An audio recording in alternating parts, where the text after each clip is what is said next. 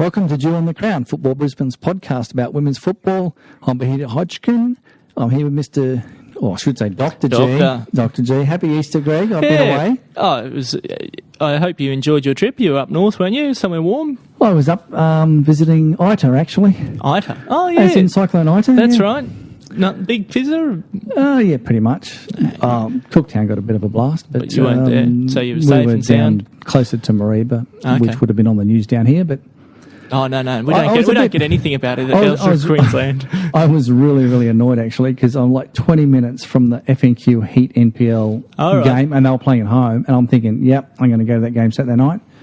I haven't been there since they played in the old state league. Right. And I thought, yep, that'll be great. We'll go down to Mareeba, grab something to eat, go to the footy. And, of course, everything's cancelled. All the football up there was called off before, as other sports were. Yeah. So, anyway, and I was away, came back. My coaching job gone. Your coaching job gone? My job's gone. Zoe's in. Peter's out. Well, that's the way of the world. You go on holidays and you find someone's taking your job. Well, I mean, I left straight after we beat Souths, and then look what happened. Anyway, well, you tell us all about that. Oh, I just did. Is that all we're going to hear? That's all you're going to hear. Well, I think you've set a precedent, because I heard Manchester United sacked their coach too. I mean, yeah, and he had a pretty good winning record as well. Anyway, but today we've got the Red Riding Report, and we've got Otter's Couch again. We got all the results from Dave Benstead from Fire as well. So everyone's been out and about. But that was like 2 weeks ago for this game. So, and because I wasn't here last week, did I tell you that Japan won the Under-17 Women's World Cup? No, you didn't. I don't think I saw it either. Or did I? I can't remember. Yeah, well, it was a few weeks ago now. Yeah, it was. But yeah, good result for Asian football. There you go. There you go. But and anyway, round 6. Round 6, which was 2 weeks ago. The first game was Souths taking on Palm Beach. And Palm Beach ran out 3-0 winners. Yeah, it's 2-0 at half-time. Not a very big score for Palm Beach. No, Eden Jones, another 2 goals, so she's up to 4 now. And Deanna Thompson. Yeah, and keeps on the score sheet as well. Yeah. But actually, Palm Beach now has 4 players that have 4 goals, so they're spreading it around, which is great for the side. And they've also got a very good goal difference. I think they've only conceded 3 from 5 or something like that. They're the only team that hasn't lost. They are undefeated. The only team undefeated. We'll get onto that. That's exciting news. Caitlin Moss, actually, if you look at the sheet, Caitlin Moss came off after 35 minutes for Palm Beach. Now, I thought she might have been injured. But the coach, Gary, said that she's actually a young player and was suffering from the heat and the pace of the game, so he's brought her off. So it won't be like Caitlin, won't be the first game you play or start for SEQ, so...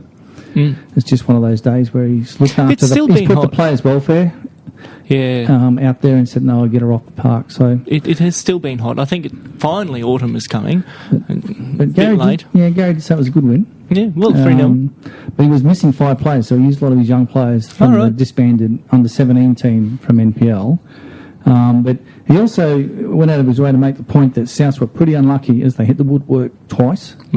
And his keeper, Bianca Warner, pulled off a few really good saves. So it could have been, while I think Palm Beach were probably deserved winners, Souths have been pretty competitive, but have a lot of reward for effort at the moment. No, that was the same last year. You know, they worked hard. No big blowouts, and didn't unfortunately scrape a draw or snatch a win. Just one of those toiling teams. And you just don't see it on the points table. No, you don't. You don't. But they've played Redlands, East, Palm Beach, and Fire. That's 4 out of the top 5 already. So in the first 6 games, so one would expect that South may pick up some points in the second part of the season, or into the second round of the first round. I'm cross-eyed. The first round of the split. Clean your glasses. Yes. Okay. But anyway, so 3-0 to Palm Beach. They go rolling onwards, and Souths are fighting to get into that top 7 now. Taringa took on UQ, and Taringa lost that one. UQ winners 7-0. It was 3-0 at half-time. 5 goals to Matsuzaki. Yep, that's close. You got the first name right. I've just written it badly. Tessa Klump scored 1, and Lindley Archard, yeah. So lots of goals there for UQ against Taringa. Taringa, still struggling. Do you want to hear what Otter had to say? Oh, go on. I'll tell you. He said UQ crushed Taringa in a dominant display. He would. 3-0 at half time, and then Uni stepped up the tempo. Okay. And the speed and belted home the win. No, so, obviously, Otters from UQ. Yes. Yeah. Okay. But he did say Taringa's keeper did a good job, particularly in the first half, as it could have been a few more. Was that Danny Harbert? Was she in goals? Oh, I didn't check, actually. Oh, okay. I hope so. I know she was at Taringa. She has been injured for a while. Yeah, hopefully she's back playing. I actually didn't look, to be honest. I didn't notice the keeper. Continues to impress with 5 goals. She's lethal with no space on crosses to the front post. So you're playing UQ next. She likes to knock it to the front post, guys. There you go. Okay, so Otter's given that away. One of the 5 was a penalty when she got brought down in the box, and she sold the goalkeeper going the wrong way. So if you're a goalkeeper, she always sells you the wrong way. So whichever way you think you're going to go the other way. Okay. All right. I think that's the message there. But Otter was a little bit cheeky in his report. He said that Taringa's best players were ex-uni players and ex-Annalee players. So good on you, Otter. Rub it in. Thanks, Otter. Sunny Coast took on Western Pride, and they were winners 4-0. I don't know who scored for Sunny Coast. It's not on the thing. Well, it's not on the yes, website. But I have contacts. You have contacts. So Dave did send me a report as well. Dave Benstead is the coach of Sunshine Coast Fire, and a very nice lady called Emily up at the fire office is the media officer, sends me information about their games. A media officer, huh? Yeah, they're a pretty sort of professional outfit up there.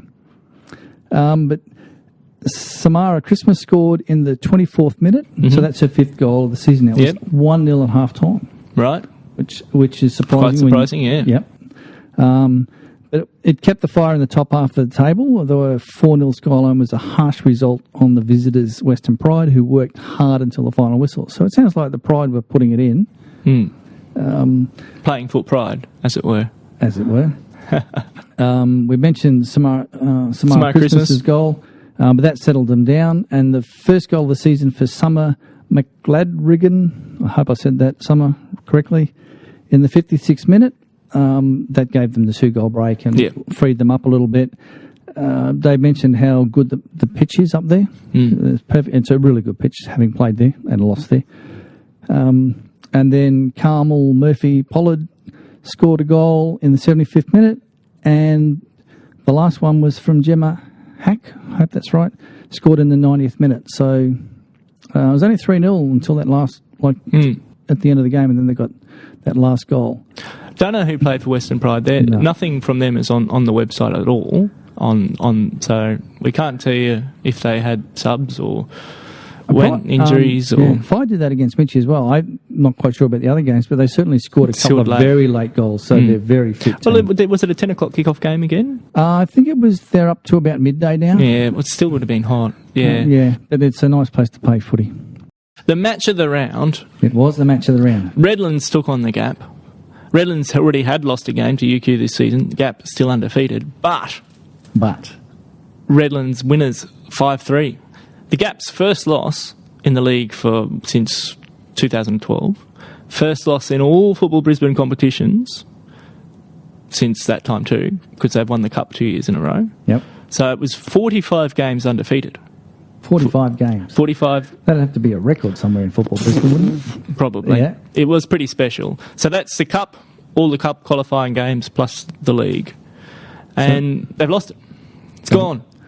Well, they start again. They'll have to. And now they can try to get to 46 this time. They will, yes. So Redlands 5-3 winners, 2-2 at half-time. The highlights are on the washing line, or were. So if you trawl back there in the past, you'll find them again. 2 goals to Tegan Riding. Jacinta Perrin got one for Redlands. Kayla Ruta, right? Sorry, I've got that wrong. Have I got it right? Carla. And Tatsuoka also scored one. And for the Gap, who did we get goals? 2 for Gabriella. Gabriella. I can't read one. Yeah. And Leah Curtis got one. Yellow card for Bucknell and a red card for Ruth Blackburn. So the Gap also have another record they can go forward with, is that they've got the most red cards so far this season, I think. You know how we have the East Niggle? Do we now have the Gap frustration? Ooh, the Gap frustration. I don't know.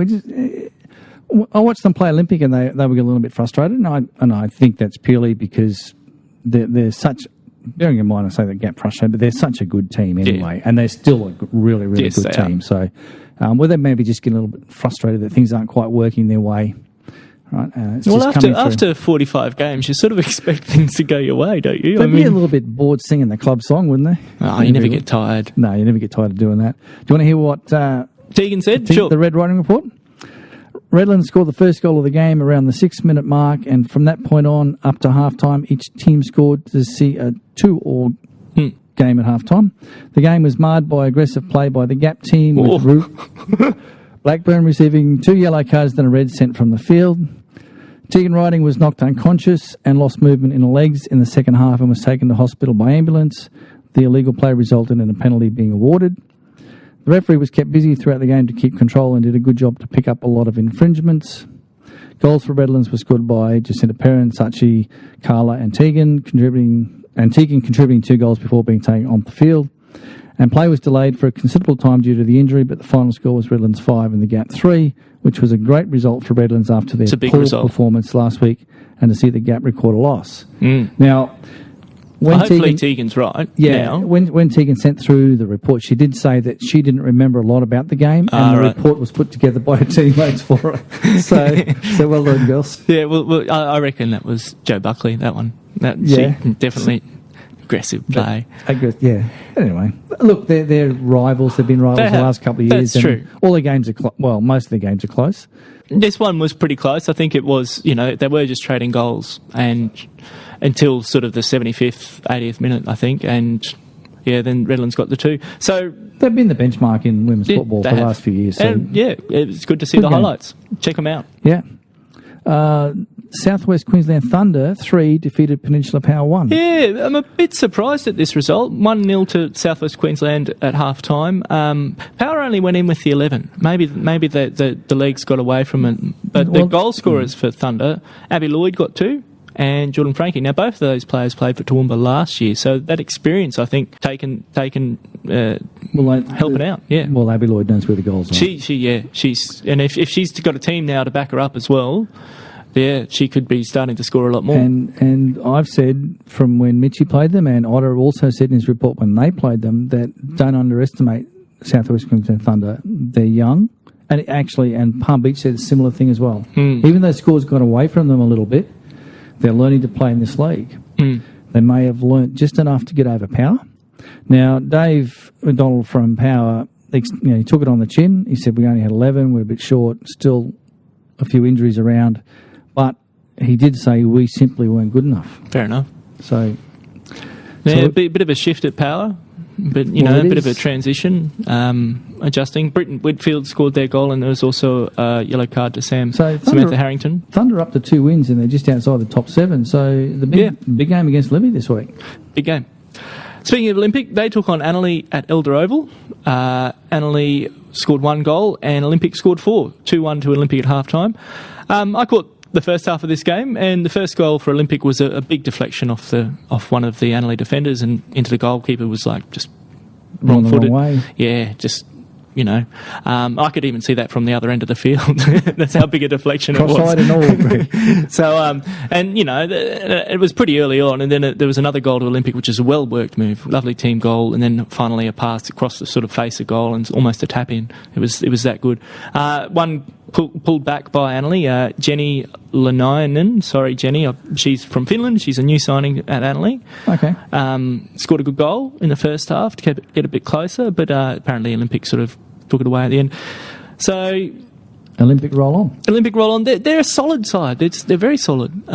You said they were boring. I didn't say. Well, you said they were a little bit boring. It's not quite boring. It's a team effort for Olympic. You can when they score goals. Yes, someone's put it in the net. If they finish in the top 7, I don't think they'll care if you said they were boring. It's not meant to be bad. No, some teams bore you to death, but they win games. They don't bore me to death. They're just. It's hard to explain. They're very regular, very composed. All right, now you're just trying to get out of saying that they're all boring. Whatever. They win. They're winning. They're doing. That's it. And they keep the other teams out. You said they've got a pretty good defensive record. Very good defensive. They defend as a whole team. It's all a team effort at Olympic there. That's the big thing. So Phil's probably happy with a good win. I think so. And Gervais is probably happy that he scored. Probably. I think he's saying, Gervais is probably saying we should have won that, blah, blah, blah. Anyway, Olympic one. Anyway, last game of the season, it wasn't for you. Well, I wasn't even there. Well, it was your last game in charge, even though you weren't there. Mitchie took on East 6-1. Is this the result that sent the chairman down to give the tap on the shoulder? Losing to rivals East? Well, I don't know what was going on at that game because I wasn't there. I did get a couple of reports, though, from rival coaches that had gone down to check out what was going on. So, and of course, Jeff always sends us a bit of a tale about the game. Yeah, he does. Interesting that Emma Pittman for Mitchie scored in the 3rd minute. So they went up 1-0. That probably just made East a little bit cranky. Yeah. But East settled down and I think more commitment, more desire. They're a good side. They're a good side. So Nat Mueller scored in the 19th minute. Cole Quinn in the 25th. And again in the 70th. Mm-hmm. Deegan Thompson in 26 and 34. So that seems like... 3 and 10 minutes. They've got back on terms. They've got in front, and then straight away they've got that 3rd one, which gives them a little break. I don't know whether Mitchie head's dropped or not. But they just seem to lack the intensity. East have been very impressive. I mean, very impressive. In fact, East are on top of the table. Yeah, 4-1 at half time. So I think the heat had gone out of the game by then. Yeah. And Brooke Magna-Bosco from Mitchie scored an own goal in the 77th minute. Unlucky, yeah. She's a good player. So that brings us to... That was all your games 2 weeks ago. That brings us to the ladder, which is interesting for a couple of reasons. First off, East is on top on 15, along with UQ. Now, I don't know if I've ever seen either of these teams in first or second before. Not that I can remember UQ being... Even in the top 4. No, they've always been mid to bottom. Yep. So congratulations, guys. Keep it up. It'll be interesting. It'll see. Palm Beach on 13 points. Now, they've only dropped points to Redlands in a draw, but are still undefeated. Yes. So Palm Beach, obviously, possibly, maybe in the driver's seat here, I reckon. You would think so. They might just be rubbing their little hands together down at Palm Beach. It's tough. Sunny Coast on 12. So the top 4 doesn't include the Gap or Redlands or even Peninsula Power. So that's a big change from previous years, really. It is. The Gap have good reasons. They've played a few games less. Well, the Gap have got effectively 2 games in hand. That's right. But while you might think that's 6 points, if you don't get the wins, you don't get the 6 points. So the scoreboard pressure on the ladder is coming from East and UQ. Leading from the front. So Redlands on 10 points, then the Gap on 9. Now in 7th place is Mitchelton on 9 points. My old mob, yeah. Your old mob. Now they're probably not going to make the cut-off though, because of the very bad goal difference. Well, the goal difference is going to hurt them. Minus 16. Well, I think that 7, 8, 9 spot on that ladder is going to be that, or even maybe 10, that 3-4-way fight for that last spot, which is... It's going to be interesting to see who can sneak in there. Well, in 8th is Olympic on 6. Now, they also got 2 games in hand, but their goal difference is 3, positive 3. So, if they just have to get equal with Mitchie... Yeah, Mitchie will lose out on goal difference. Yeah, for sure. But that's where I think the real interest might lie, apart from the top, who's going to win, is just sneaking into that 7th spot. There's going to be a bit of a battle. Mind you, once you get there and you've got to play all the 6 above you... Do you say your season's over? Then look, we got 7th. Oh well. I think you go in there thinking, well, now I've only got to get into 4th. If you're 7th, you're trying to get into 4th to play finals, and you've got a few games to do that. So all of a sudden you say, can I beat 6th or can I beat 5th? And you go from there. Sunshine Coast Fire, perhaps a little surprise to be on 12. There. Now that's not the state. There's still 7 games to go. Yeah. So teams could slide pretty quickly. I mean, we talked about South before being on 3 points. Only 2 wins out of the finals. Yeah. Out of the top half. Yeah. So after Olympic, we've got South West Queensland on 6, Power, Souths, Annalee and Taringa all on 3, and Western Pride yet to score any points. Yeah. So that's the ladder. Golden Boot. Guess who's on top? Tegan Ryden. No. Guess again. The Japanese lady. Yeah, Matsusaki. Matsusaki, that's the one. From UQFC has 9 from 6 games. 9 from 6, yeah. Very impressive return. Tegan Riding's up there with 8 goals from 5 games, and Britt Whitfield from Power, 6 from 4, and Sachi Tatsuoka, also from Redlands, has also got 6 from 5 games. So again, UQ, I don't think they've had a goal scorer like at this calibre. Yeah. So a good signing for UQ. And I think Georgia Chapman didn't play on the weekend. Oh, really? So, well, she was on the team sheet. So there you go. So that's the ladder. That's the results. Coming up this week, round another 7. long weekend, but there is football. There's football on Don't go Friday away. the 25th on Anzac Day. There is. 8:30 p.m. at Heath Park. And East's take on Annalee. Your old lot. My old lot. I might go down and watch a half or two. I might. Yeah, it could be a good game on Friday night. It could be. It could also Probably be a bit of a blowout as It well. could be a bit of a blowout too. But you know, Annalee haven't been getting blown away. no, their first game when they lost Deegan and were short, Kate Deegan, yeah, that went away against Palm Beach. But since then, it's been fairly tight. They're fairly organised in the back. So, but I think East are in a roll. East will keep their top spot. Yeah. And they've got lots of people scoring goals. Yeah, Yeah. good side. Oh, very good side. I hate to say that, Jeff. Sorry. You're really lucky I wasn't there because I had tactics to beat you last week. No, well, I was going to play that game on. Post them. I was going to play that game on field 3, which is really, really small, and squeeze their space and stop their width. But I wasn't there, so couldn't do it. Saturday, 3 p.m. at Briggs Road. What is it? Stadium. Briggs Road Stadium. Yep. Western Pride take on Souths. Green hoops, yeah. So Souths will have to wear their away kit. probably.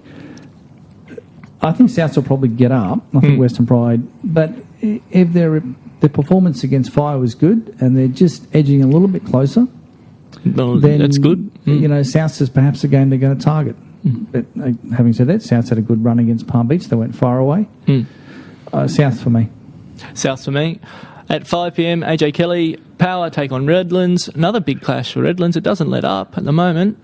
Well, this used to be a big fixture, isn't it? But did. this year it's sort of almost looking like, well, yeah, Redlands. Well, the thing is, the Powers have got Power is such a great supporter base out there too.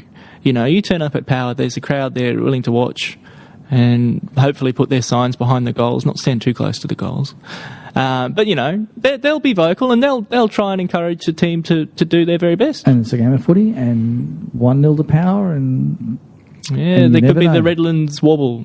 We haven't seen the Redlands wobble yet, but could be. I'm tipping Redlands on this one too. I'm tipping Redlands as well. Yeah. Also at 5 o'clock, UQ take on Sunny Coast. This will be a good game. Yeah, I think it'll be a good game. I think UQ will win. I don't think Sunny Coast travel as well as they do. Well, you'd expect that. Playing at Stocklands is a pretty good pitch, and they get that local referee interpretation up there. I'm not saying they're doing it wrong. I think there's a slight interpretation differences between the zones with some of the rules, and I think that the Fire players are perhaps used to that from their local leagues, and they perhaps get away with a little bit more than what they do when they play in Brisbane. Just a different interpretation, not saying it's right or wrong. This will come back to you. Yeah. I think that's the way it is. So And UQ for me. UQ, I think UQ too. They're on fire. Oh, sorry. They'll be on fire over the fire. Over fire. Yeah. 7 p.m, Olympic at Elder Oval take on Southwest Queensland. I think this is a game of the round. Game of the round? I think so. I think that whoever wins this will take seventh spot. Well, they'll certainly take 7th this week. Yeah, and probably They might lose keep it the following week, but I think they'll take it this week. This week, yeah. I'm tipping Olympic. I think they're just solid. That's the word. They're not flashy. They're solid. I'm going to go with Southwest Queensland. Difference of opinion. Yeah. Sunday, 2 o'clock. The Gap take on Taringa. I can only see the Gap. I think Kelvin will be just waiting for the game to finish so he can go to the Raw game. The Gap need to get back on their winning ways straight away. Kelvin's a canny coach. You probably have some tactics lined up for Taringa to try and stifle the Gap. But missing Ruth Blackburn, I'm sure they've got players, but still. Victoria Stevens comes back in. So. Yeah, fair enough. But yeah, the Gap for me. I think the Gap will win, but I think Taringa will fight as hard as they can. And finally, Sunday, 3 p.m, Palm Beach take on Mitchelton. Palm Beach for me. I think Palm Beach will probably be too strong for Mitchie this week. Yeah, leaking too many goals. Minus 16 2 weeks after ago, 6. I would have said I would have won that game. Yeah, well, the difference is you, Pete. The difference is you. I think Palm Beach unbeaten. Yeah. They're quick. Let's see if they can go through. East exposed Mitchie's fullbacks a little bit in their game. these guys. Mitchie are missing Tina Shing, one of the centre backs this week, and if Brooke doesn't get a lot of help in that centre of defence, I think they're going to struggle to keep Palm Beach out. So Palm Beach have quick wingers too. They do. Yeah, Mitchie got some quick players as well, but I just think they're probably short that really good defender. That's my assessment of it. So okay. Well, that's your lot for the week. It is. We will be back next week. Thanks for listening. Thanks very much. Bye.